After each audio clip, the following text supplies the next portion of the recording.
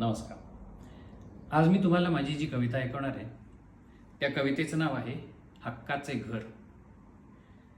हा काव्यप्रकार आहे सुनीत, म्हणजे इंग्लिशमध्ये ज्याला सॉनेट म्हणतात ते मराठीमध्ये सुनीत नावानं प्रचलित झालं. 14 ओळींची कविता असते आणि वृत्त हे मी स्वरचित वृत्त निर्माण केलेलं वृत्त आहे. त्याचं नाव आहे मोहमाया.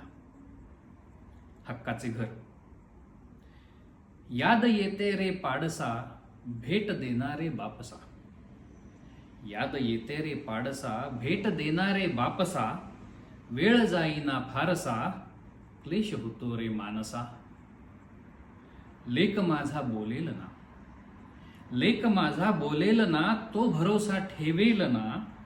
गुज त्याचे सांगेल ना, भाव त्याचे ओतेल ना. मी तुझा बाबा लेकरा, मी तुझा बाबा लेकरा.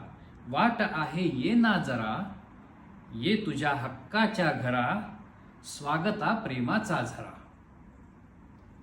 लेक आला आलिंगनी, लेक आला आलिंगनी. स्वर्ग पावे या जीवनी, स्वर्ग पावे या जीवनी, स्वर्ग पावे या जीवनी. अशा आणखीन कविता वाचायच्या असतील तर माझ्या ब्लॉगला नक्की भेट द्या.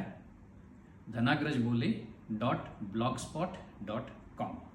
नमस्कार.